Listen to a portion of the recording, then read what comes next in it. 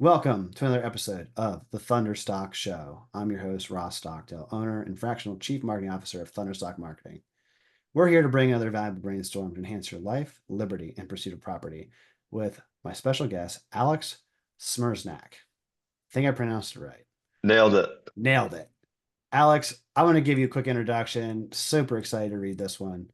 You're a serial entrepreneur. You're co-founder and CEO of Franzy, which is a platform that revolutionizes franchise discovery by making it easier for aspiring business owners to find, compare, and finance franchise opportunities. Before that, you co-founded 2U Laundry and the Laundro Lab, where you helped scale the business from a college side hustle into a multi-unit franchise brand with over 100 franchise licenses and a network of stores.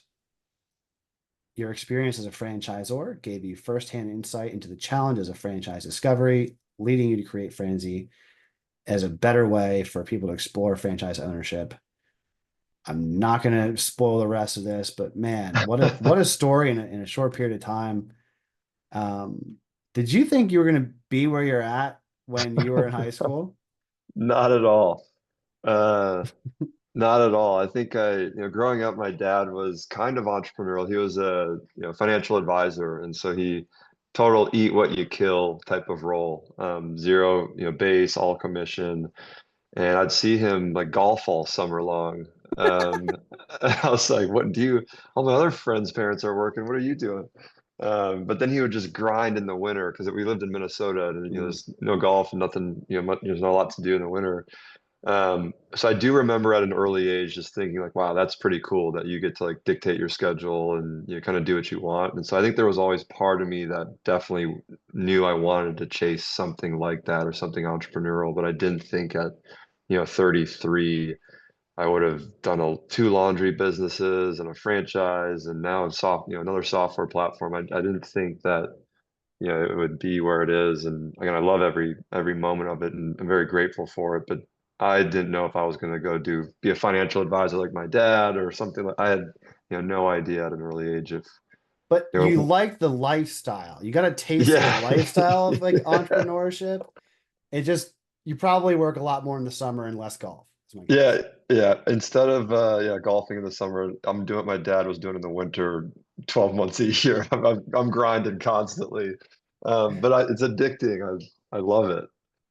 No, I love that story, and I can relate. My father was a commercial real estate broker, and similar thing. I'd see him, and I'm like, man, you go to the office sometimes, and then sometimes take your kid to work day. It was all right, hop in the car. We're gonna go and I'm gonna watch you talk to business owners, and I'm like, what is this even work?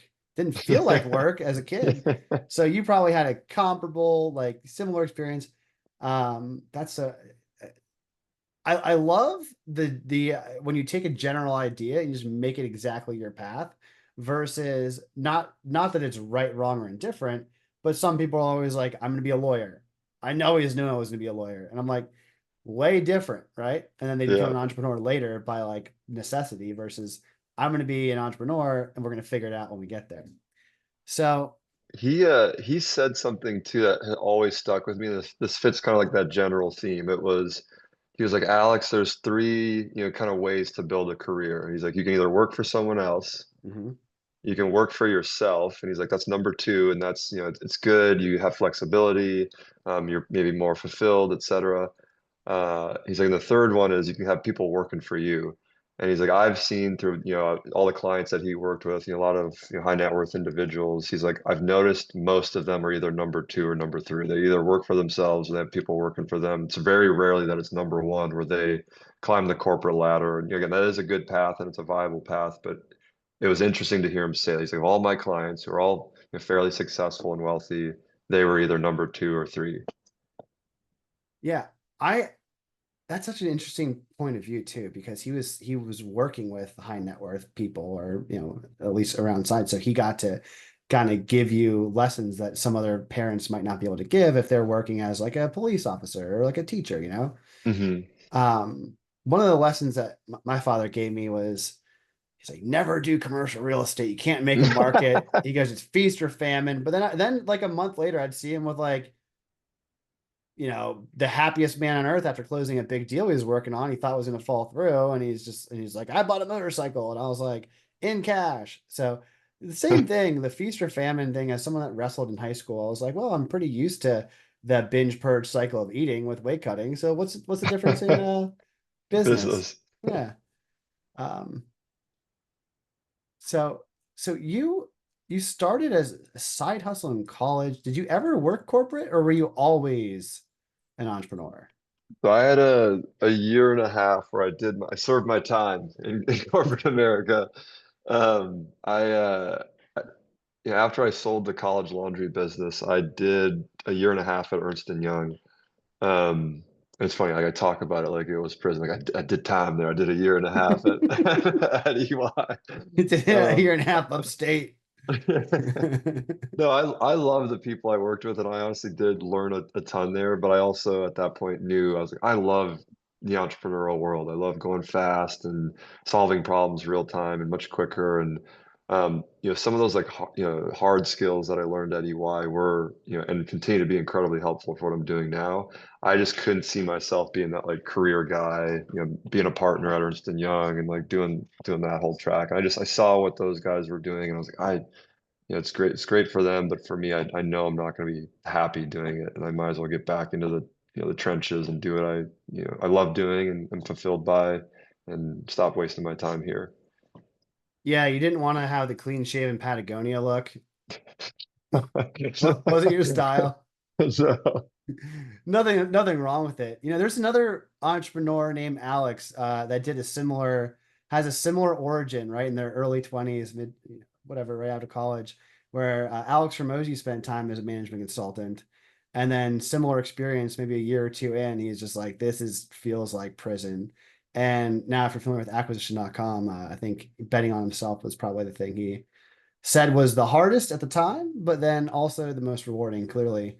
Would you say that the decision to leave EY was equally like difficult for you, or what kind of precipitated the jump from, you know, I don't want to say cushy because it's a grind and it's tough, but yeah. like the traditional corporate stability of the employment track where you knew that if you did X, Y, and Z, you'd get to A, B, or C location in that ladder.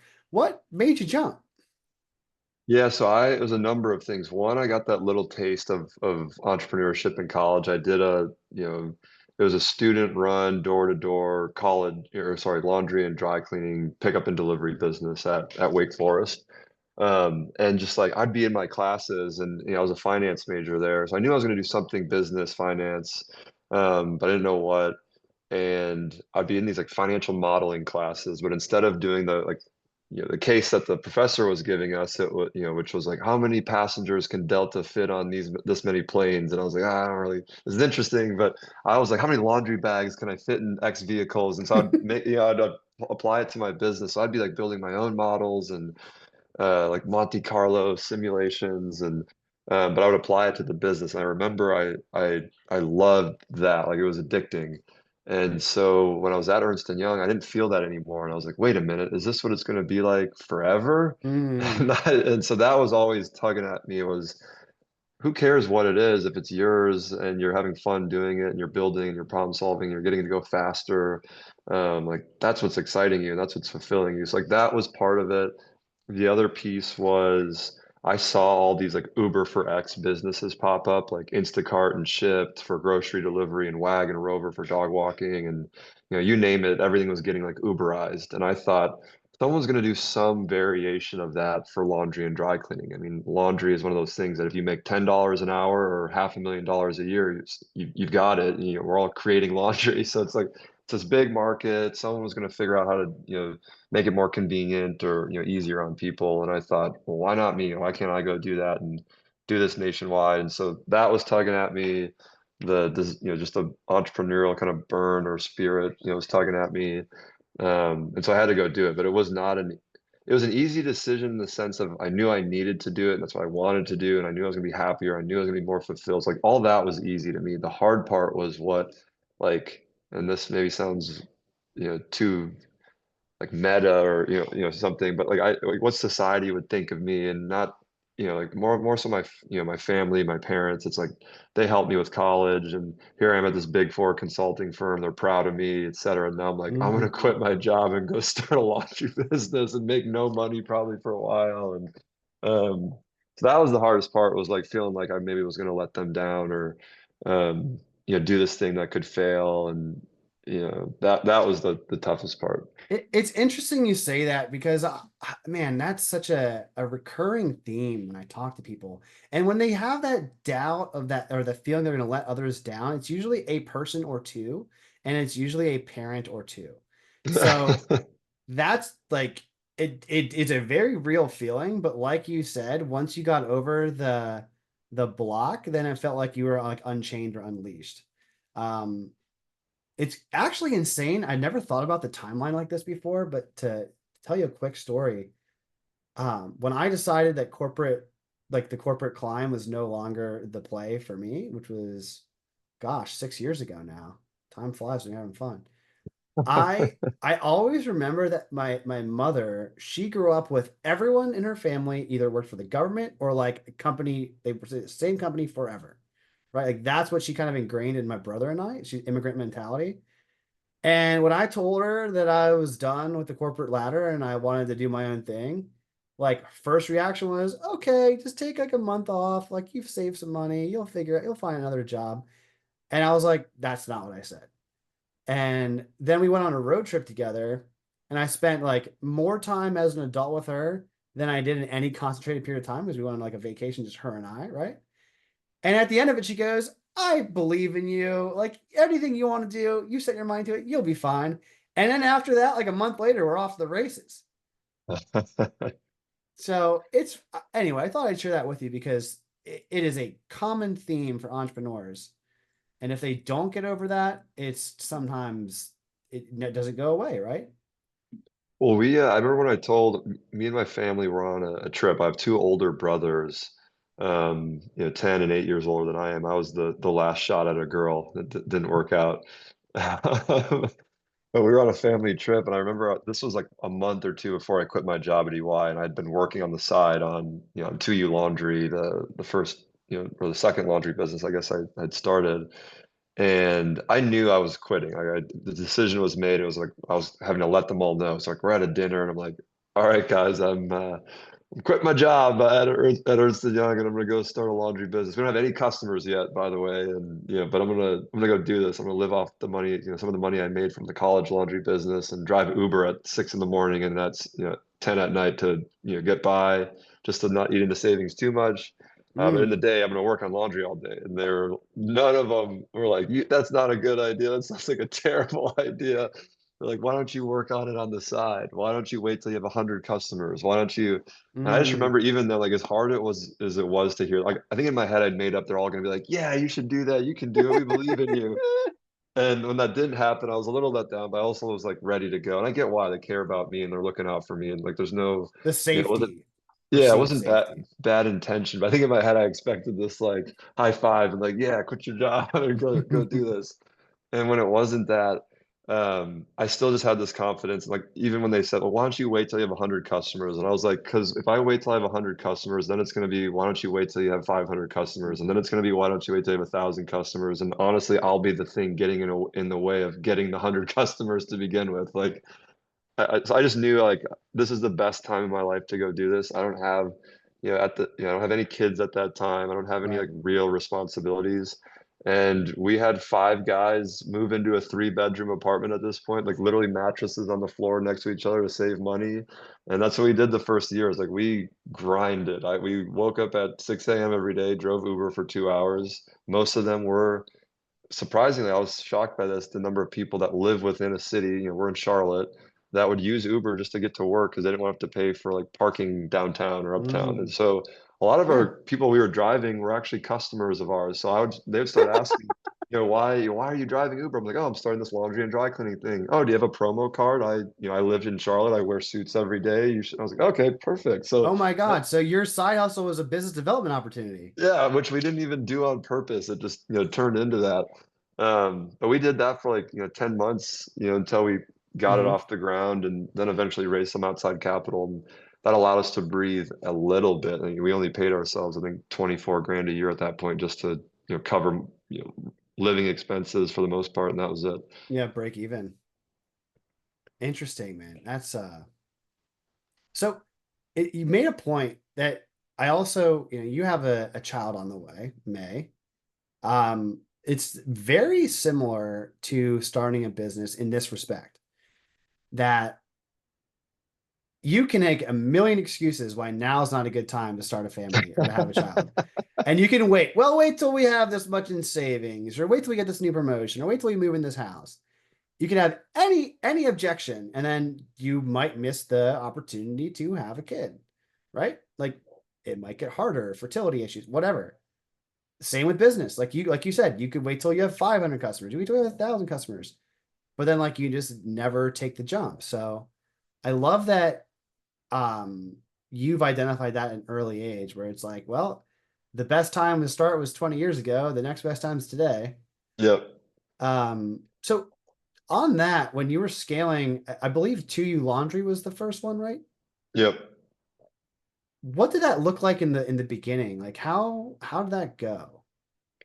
Yeah, so I mean, legitimately had five people in a three-bedroom apartment. It was a condo that I purchased with money from the business I sold in college, the other laundry business. So that helped because, I'm not trying to make money on the guys I'm starting the business with. So I was like, hey, if you guys can give me like $100 a month, 150 bucks a month, like we got these other two guys paying a little bit more because they actually have rooms without people sleeping on the floor next to them. So we did everything we could to save money. But then it was, after the morning rush for Uber, we would start working on 2U Laundry. And it was, how do we get customers? How do we, then we have to pick up and deliver their stuff. Let's partner with laundromats and, all of the just foundational business block building.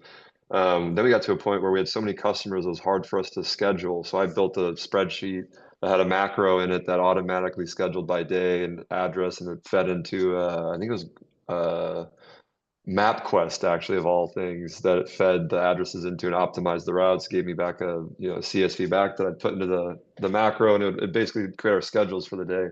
So then we hired our first driver. And it was just slowly like breaking things and then fixing them, breaking them again with very limited resources until we got to a point where I think we bootstrapped to, I want to say it was 60 to 80 grand a month in revenue on our own. And we're like, all right. And the thing that was kind of nuts, Ross, is I was used to this college laundry thing where people paid for the whole year up front and it was the parents paying because it was a get your meal plan, get your parking Sure. pass. And so in my Textbooks. we would do like $200,000 in revenue during orientation week. Like it was a boom, this huge slug, and then we had all this cash to operate. And for this, I would be like beating ourselves up, like we're only at 30K in monthly revenue. That's nothing. At the time, I just remember thinking that's such a bad business. But on And a then calendar, you're a double. yeah, exactly. I just remember thinking like this isn't, and so like honestly, in hindsight, it was probably a blessing and a curse that I was like, riding my co-founders' butts that much and myself, like feeling like we aren't doing enough. But then I remember we started raising money and we're talking to VCs and they're like, you guys got to 60 to 80K on your own with like 5 grand. That was it to start. And uh, they were all just like blown away and really impressed by how fast we were going with no resources, literally nothing. Like, I think we had 5K that we put into the business to start, and that was it. Um, and so I remember that was a pretty, you know, I guess interesting or a cool realization that like, hey, it's okay to, challenge yourself, but at the same time celebrate the small wins and like and enjoy what you're doing and the success you're having. Because some people never even get this far. And um, No, because 83K a month recurring is $1 million a year business. yeah, we were right there pretty quickly. I think within like 8 months or so. And that's we raised some Wow. outside capital, and that's when we were like, all right, time to let's move into a house and rent your condo out. And we still had three guys living in just a larger master bedroom now, so we still had multiple beds in the same room, but more space now. And um, then we just, over the following years, just continued to learn and pivot. At first, we were outsourcing the laundry to mom and pop coin laundromats and then wholesale dry cleaners.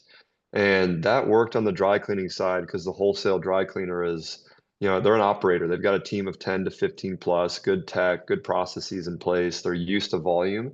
On the laundry side, though, which was the majority of our business, like what you do in a washer and dryer, Yeah. there has never been a need for mass volume, like wholesale, individualized No laundry economy of before. scale.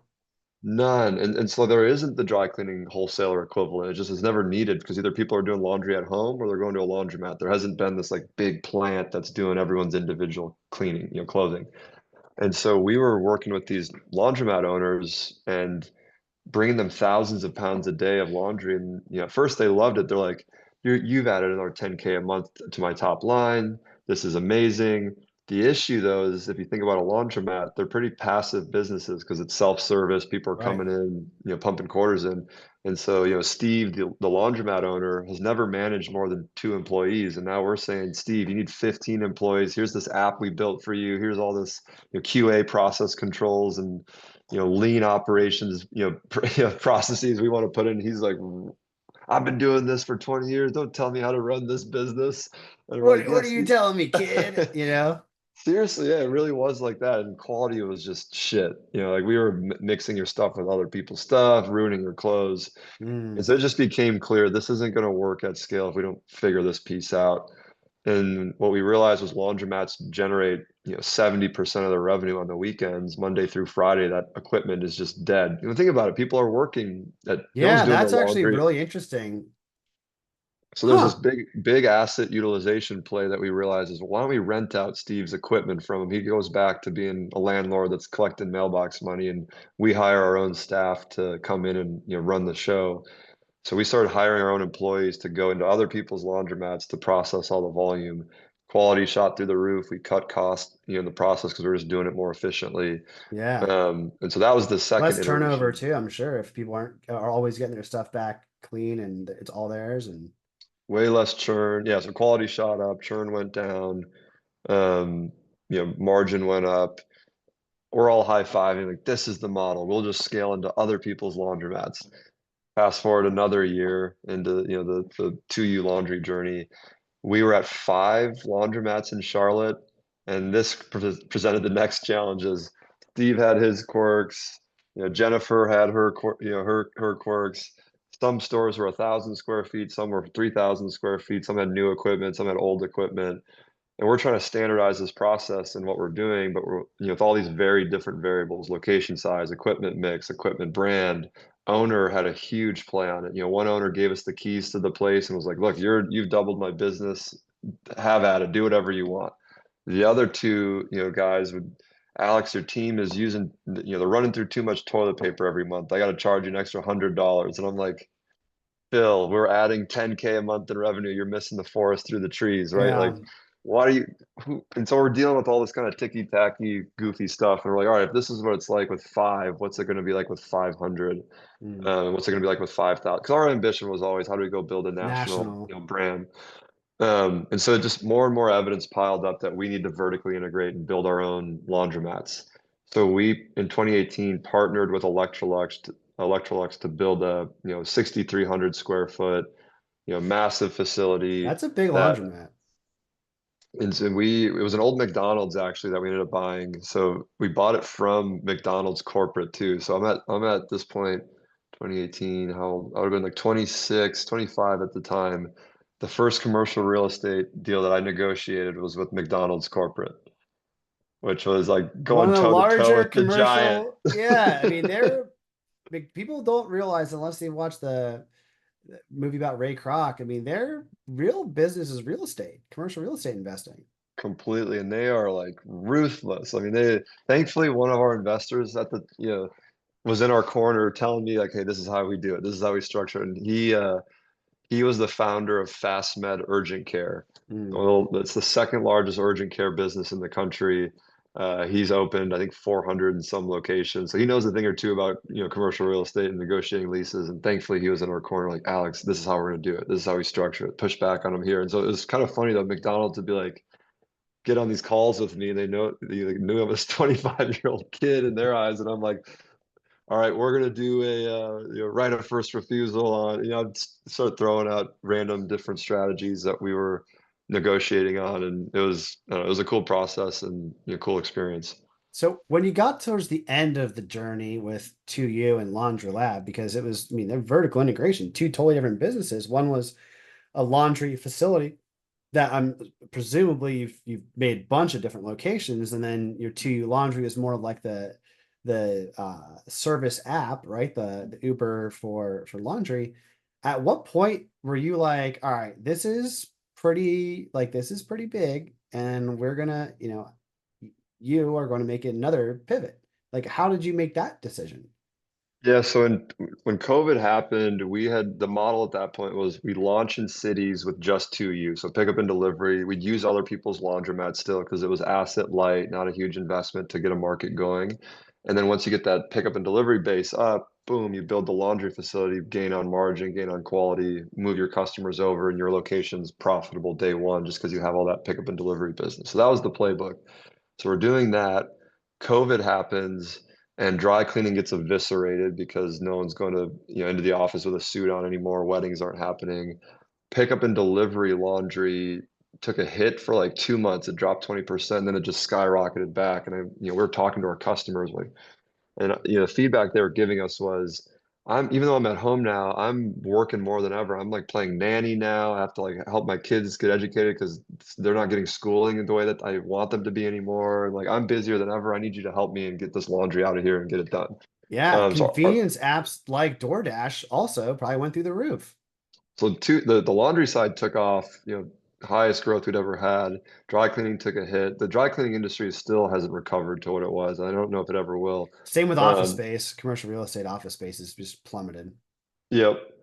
And so that was like a moment in time for us. And honestly, COVID was another, in hindsight, blessing and curse. The world stopped, and our board had this foresight. To this day, it was one of the best displays of foresight I've ever seen. In January of 2020, so this was before everything shut down, they called a meeting with us and said, "Look at what's going on in Asia and Europe.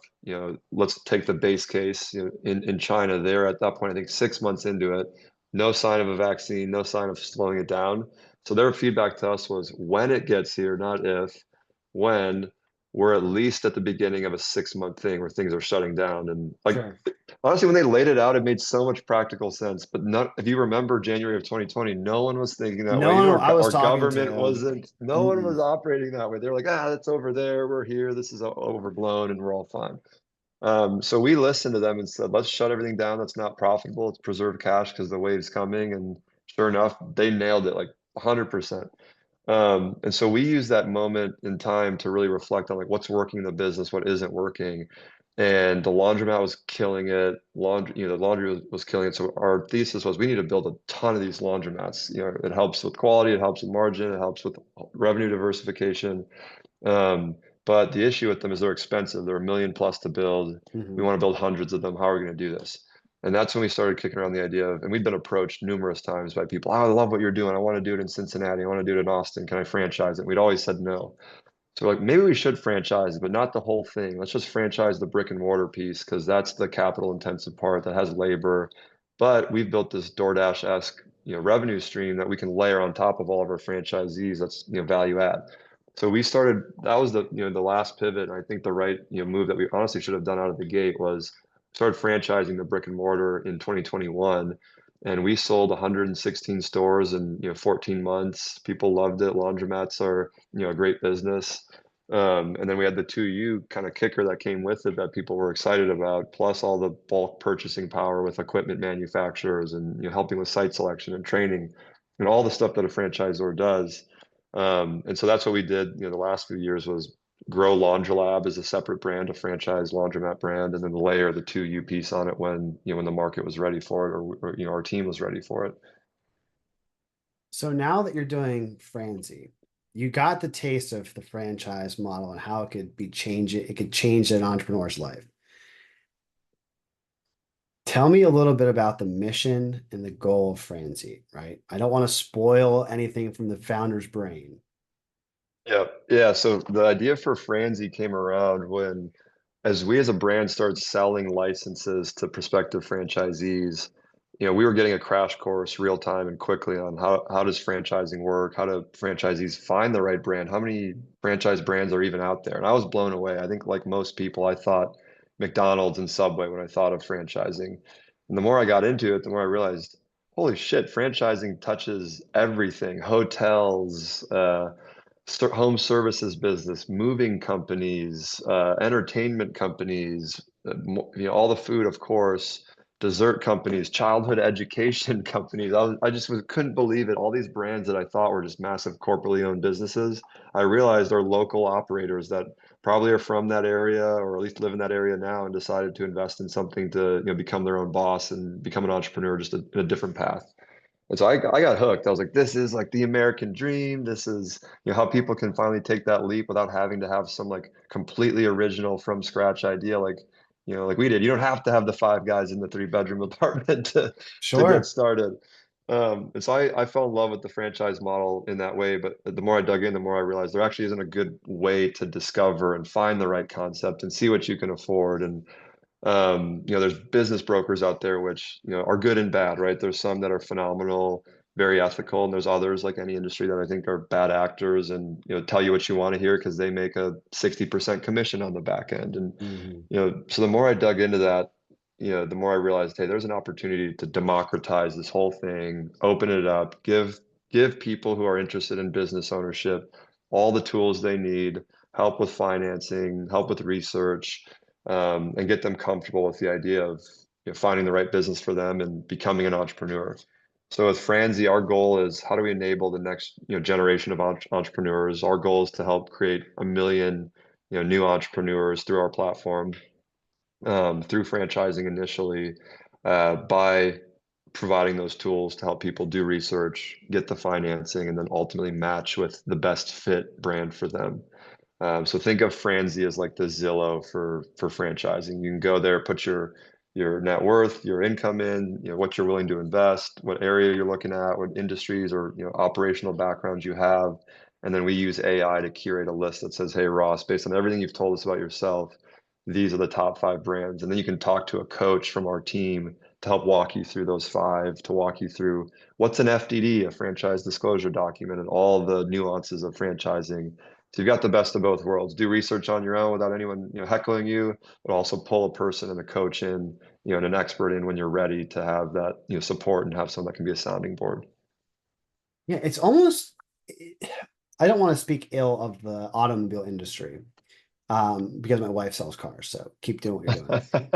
But there is a trend, right? Carvana and even Tesla. Tesla doesn't do any marketing or advertising, and essentially you just order a vehicle and you pick it up, and like maybe they'll help you to determine which make and model and features, but like it's not a traditional car sales role where it's like commission based. It sounds like um that's what you're also addressing the pain point of people having to deal with a misaligned incentive of a business broker or another service delivery method of these franchise adoption, where there's a high commission incentive from a human that I don't want to say will intentionally mislead or misdirect for their own gain, but there is the opportunity for bad actors to exist.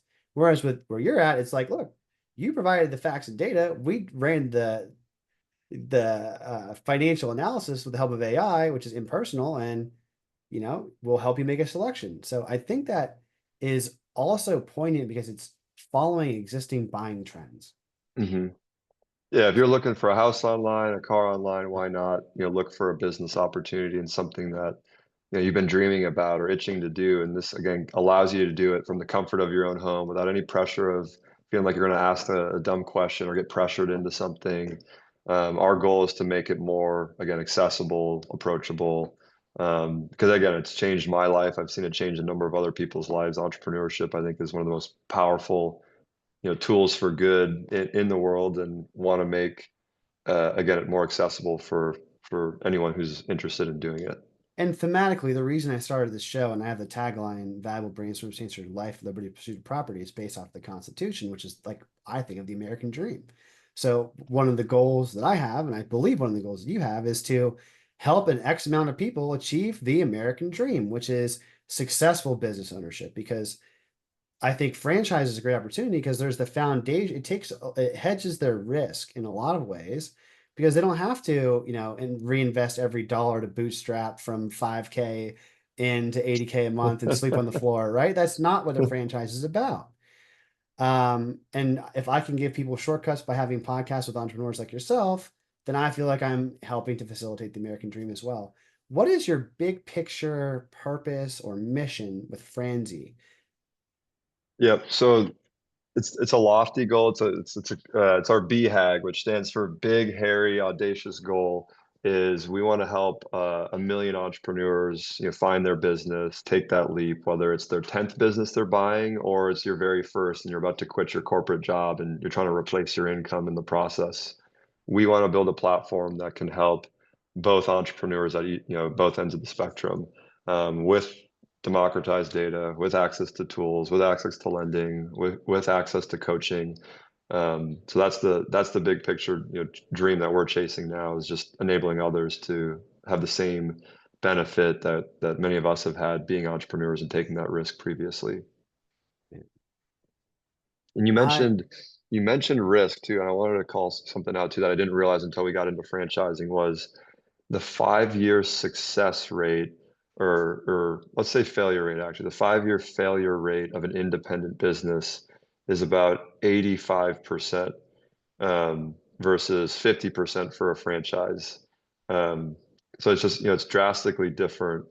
Um, it's de-risked substantially for a franchise business compared to an independent business. It's like Russian roulette versus a coin flip. Yeah, exactly. I'd rather get pick heads or tails than have to play that scary game. So, um, one more point or question I want to ask is you said in your mid 30s now, and you've got a child on the way. But when you're 30, 40, 50 years from now, what what would you like to tell the version of you sitting here today about life? Like, and what would you want to ask that been there, done that Alex in the future? Hmm.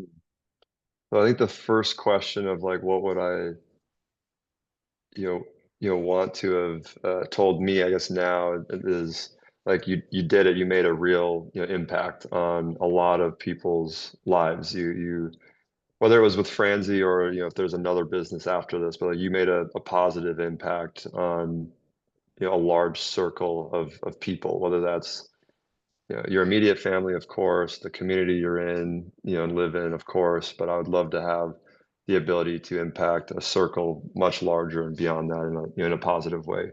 Not to leave like a legacy or a mark, but to, again, I think we all have, one shot at, a happy life and, and happiness. And for many people, I think they're not fulfilled in their work. And, whether it's fortunate or unfortunate, the majority of our life is spent working on things and, in a project. Yes, we're spending on, time with family, but at least 40 hours a week, we're probably all doing something, to contribute to our, to help, contribute to our family, but to also contribute to society.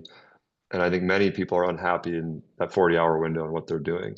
And I would love to say, hey, I showed a ton of people there's another path and there's another way to still provide for your family, but actually enjoy doing it and to be fulfilled and to be happy. And so that when you're later in life, you can look back and say, hey, I took a risk, I tried something, it worked out.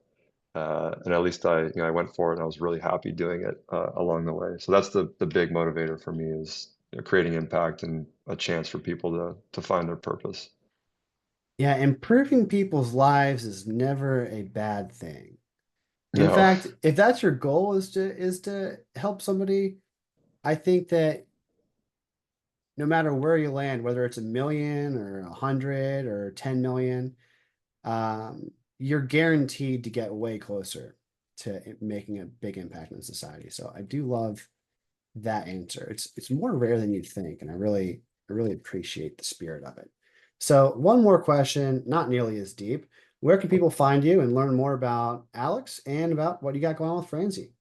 Yep. So I've really pushed myself this year to get out there. It's not my natural kind of disposition. I'm usually like behind the computer or meeting with people one on one.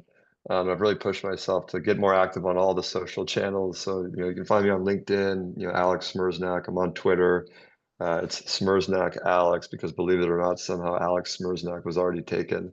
I don't know who that is or how that's taken, but and then our website is, franzy.com, franzy.com, and would love to help you out if you've, thought of buying a franchise, or if you're looking at buying your 10th location, or you're a large private equity group and you own 50 Jimmy Johns and you're looking for the next concept. Wherever you are on that journey, we're here to help and would love for you to reach out. Awesome. Well, thank you so much, Alex. And thank you to everyone that's listening. I don't run ads in the show, don't plan to run ads in the show. The only way it grows is if you enjoy it and you share it with a friend. My intention is to always have thoughtful conversations that enhance your life, liberty, and pursuit of property and help you to achieve the American dream.